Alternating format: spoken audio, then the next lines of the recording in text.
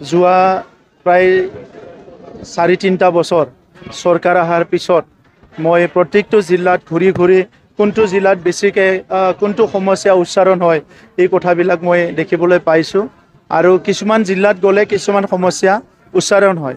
ইয়াৰ ভিতৰত অন্য জিলাৰ নিচিনাকৈ চিৰাং জিলাতো ভূমিৰ সমস্যাটো বহুত আলোচনা হয় আৰু মই এতিয়া ষ্টাডি কৰি গম পালোঁ যে এইটো কিয় আলোচনা হয় আৰু আজিৰ সময়ত মই আপোনালোকক ক'বলৈ পাই আনন্দিত হৈছোঁ। আমি চিৰাং জিলাত চিডলি আৰু আমাৰ যিটো বেংটল দুটা চাৰ্কেল মিলি 1886 ফেমিলিক আমি লেণ্ড সেটেলমেণ্ট ইয়াত চাৰ্টিফিকেট দিবলৈ সক্ষম হৈছোঁ। ইয়াৰ আগতো দিয়া হ'ল। মুঠতে আজি অফলাইন যিটো আমি দিয়া হ'ল এইটো আজি দিয়াটো লৈ পেলাই 1,43,000 পৰিয়ালক আমি 4-3টা বছৰত, এক বছৰটো কৰোণাৰ কাৰণে কাম হোৱা নাছিলে, প্ৰায় 2.5টা বছৰত আমি 1,43,000 পৰিয়ালৰ ভূমিৰ সমস্যা সমাধান কৰা হ'ল। এইটো অফলাইনে আৰু অনলাইন যোগেদি আমি 9 মাহ আগত বৈশ্যমুঠি আৰম্ভ কৰিছিলোঁ। যেনেকৈ অসমৰ মুখ্যমন্ত্ৰী ডাঙৰীয়াৰ নেতৃত্বত অসমত বসুন্ধৰা হৈছে আৰু বৈশ্যমুঠিত এতিয়ালৈকে 91,000 ফেমিলিয়ে এপ্লাই কৰিছে। ইয়াৰ ভিতৰত 56,000 ফেমিলিৰ সমস্যা সমাধান কৰা হৈ গ'ল। 2টা প্লাছ কৰিলে 2 লাখতকৈ অধিক হৈ গ'ল। মানে আগৰ চৰকাৰে 17 বছৰত 15,000 দিছিলে, আমি 4-3টা বছৰত প্ৰায় 2 লাখতকৈ অধিক পৰিয়ালৰ ভূমিৰ সমস্যা সমাধান কৰিলোঁ। এইটো অন পেপাৰ আমাৰ তাত আছে। এতিয়া কথা হৈছে যে আগৰ সময়ত এইবিলাক সমস্যা আগৰ চৰকাৰেও সমাধান কৰিব পাৰিলেহেঁতেন, কিন্তু তেখেতসকলে মানুহৰ সমস্যাৰ প্ৰতি, ৰাইজৰ সমস্যাৰ প্ৰতি, শিক্ষাৰ সমস্যা, সামাজিক সমস্যা, ভূমিৰ সমস্যা এইবিলাক গুৰুত্ব সহকাৰে লোৱা নাছিলে। আমি দেখা পাইছোঁ যে মানুহ এজনৰ নামত যদি, এটা পৰিয়ালৰ নামত যদি এক কথাও মাটি নাই, সেই পৰিয়ালে কিমান দুখত তেখেতসকলে জীয়াই থাকে। যেতিয়া এক কথা মাটি তেখেতৰ নামত আহি যায় সেইদিনা তেখেতৰ বহুত ফূৰ্তি হয়, কাৰণ পৃথিৱীত মানুহ জন্ম পোৱাৰ লগে লগে ভূমিৰ অধিকাৰ, পানীৰ অধিকাৰ, বায়ুৰ অধিকাৰ এইবিলাক আমাৰ জন্মৰ লগত আহা। গতিকে তাৰ পিছতো যদি আমি মাটিৰ অধিকাৰ নাপাওঁ আমাৰ কাৰণে এইটো বহুত দুখৰ বিষয় হয়। গতিকে মই খুব আনন্দিত আৰু বিটিআৰ চৰকাৰৰ হৈ যিসকলে আজি পাইছে তেখেতসকলক কংগ্ৰেচুলেশ্যন জনাইছোঁ। আমাৰ চৰকাৰখনে অকল ভূমিতে নহয়, বাকী যিবিলাক সমস্যা আছে, আমাৰ মাজত বড়ো অনাবড়ো এটা পৰিৱেশ আছিলে, এই পৰিৱেশবিলাক আমি লাহে লাহে দূৰ কৰিবলৈ সক্ষম হৈছোঁ। এতিয়া আমি একেলগে দুৰ্গা পূজা পাতিম, আমাৰ শাৰদীয় দুৰ্গা পূজা আহি আছে, একেলগে আমি লক্ষ্মী পূজা পাতিম, ইয়াৰ পিছত আমি একেলগে দিৱালী আমাৰ উদযাপন কৰিম আৰু ইয়াৰ আগত যিবিলাক বিভিন্ন পৰ্ব হৈ গ'ল এইবিলাকো আজিকালি উখল মাখৰেৰে উদযাপন আমাৰ অঞ্চলত কৰে। তাৰমানে এইটোৱে বুজাইছে ইয়াত যিটো ভয় মানুহৰ, যি এটা শংকা, এইটো লাহে লাহে দূৰ হৈ গ'ল। আৰু তেনেকুৱা বিটিআৰে প্ৰধানমন্ত্ৰী নৰেন্দ্ৰ মোদী ডাঙৰীয়াই বিচাৰিছিলে, তেনেকুৱা এটা শান্তিৰ বিটিআৰ গৃহমন্ত্ৰী অমিত শ্বাহ ডাঙৰীয়াই বিচাৰিছিলে আৰু তেনেকুৱা এটা সমন্বয়ৰ বিটিআৰ, শান্তি আৰু সমন্বয়ৰ বিটিআৰ আমাৰ মুখ্যমন্ত্ৰী ডক্টৰ হিমন্ত বিশ্ব শৰ্মা ডাঙৰীয়া বিচাৰিছিলে।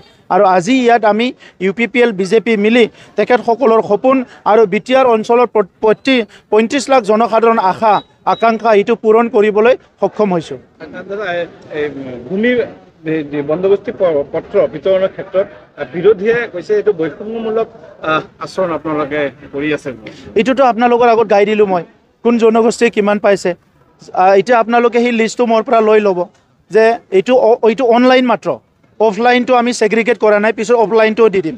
এতিয়া অনলাইনটো আপোনালোকক মই আজিয়ে দি দিম, 91,000ৰ ভিতৰত কোন জনগোষ্ঠীয়ে কিমান এপ্লাই কৰিছে আৰু কিমান পাইছে।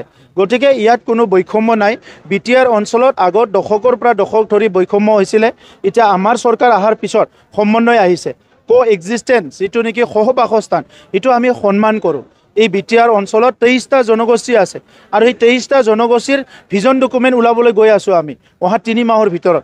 গতিকে আজি ইয়াত আগৰ সময়ত যদি বড়ো কষ্ট পাইছে, আদিবাসীও কষ্ট পাইছে, বঙালীও কষ্ট পাইছে, নাথযোগীও পাইছে, সূত্ৰচৰ, গোৰ্খা, মাইনৰিটি চবেই কষ্ট পাইছে। গতিকে আজি আমি একেলগে আগবাঢ়ি যাব লাগিব।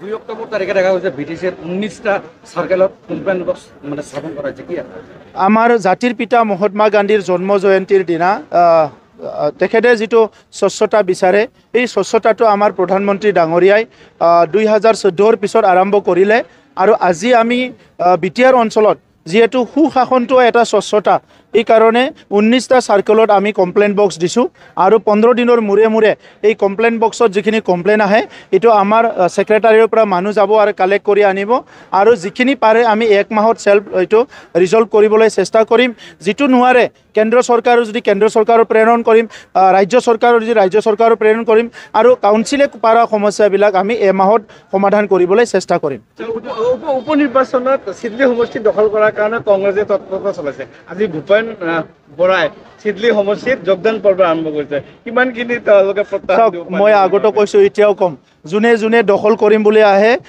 ইয়াতে দখল কৰিব নোৱাৰে যোনে সেৱা কৰিব আহে এইটো সেৱা কৰিব পাৰিব কিন্তু যোনে যোনে দখল কৰিব আহে দখল কৰাটোতো 1947 চনতে শেষ হৈ গ'ল দখলদাৰীৰ পৰা ভাৰত স্বাধীন হৈ গ'ল এতিয়া আৰু দখল নাই এতিয়া সেৱা কৰিব লাগিব প্ৰধানমন্ত্ৰী নৰেন্দ্ৰ মোদী ডাঙৰীয়া কৈছে যে মই সেৱক হয় তো আজি আমিও ইয়াতে সেৱা কৰি আছোঁ গতিকে বিটিআৰ অঞ্চলত যোনে ভাবিব মই দখল কৰিম ই দখল কৰিব নোৱাৰিব আপুনি দখল কৰাৰ তলত যাব বিচাৰে নেকি কোনোতো দখলৰ তলত যাব নিবিচাৰে কোনে দখলত যাব বিচাৰিব কোনোবা দখল কৰিবলৈ গ'লে তাক ভোট নিদিব ৰাইজে যদি কৈ আহি নহয় মই বিটিআৰ সেৱা কৰিব আহিছোঁ ৰাইজে তাক মৰম কৰিব ভূপেন বৰাৰ স্থিতিটো কি ক'ব? চাওক ভূপেন বৰা ডাঙৰীয়াই নতুনকৈ আহিছে ইয়াত চাব তেখেতে ফিল্ডবিলাক কি হৈছে কি হোৱা নাই তাৰপিছত সিদ্ধান্ত ল'ব আমিতো দেখা নাই ইয়াত কংগ্ৰেছৰ যে কিবা আছে আমি দেখা নাই কাৰণ সেই আগৰ সময়ত BPFৰ লগত যিটো আগৰ পৰিৱেশ আছিলে সেই সময়তে কংগ্ৰেছ শেষ হৈ গৈছে তো আজি নতুনকৈ ভূপেন বৰা ডাঙৰীয়াই যদি নতুন আলহী বনাবলৈ আহিছে ইয়াতে তেখেতে কি কৰে চাই ল'ম আমি চাওক অফিচিয়েলি ক'তো লেটাৰ লটাৰী হোৱা নাই আনঅফিচিয়েলি হৈ আছে আমি চেষ্টা কৰি আছোঁ যে এইটো সম্পূৰ্ণ বন্ধ কৰিবৰ কাৰণে অফিচিয়েলি কোনো পাৰ্মিশ্যন দিয়া নাই আৰু তেনেকুৱা লটাৰী ক'তো হোৱা নাই কিন্তু আনঅফিচিয়েলি বিভিন্ন জায়গাত বিভিন্ন অনুষ্ঠানৰ নামত মানুহবিলাকে চুপকৈ লটাৰীটো দিয়ে এতিয়া আমি এই এমাহ আগতহে সিদ্ধান্ত লৈছোঁ যে এই গোটেই লটাৰীটো ক'ত হৈছে ক'ত হোৱা নাই এইটো মানে তথ্যটো ওলাব লাগে ইয়াৰ পিছত এটা আমি সিদ্ধান্ত ল'ম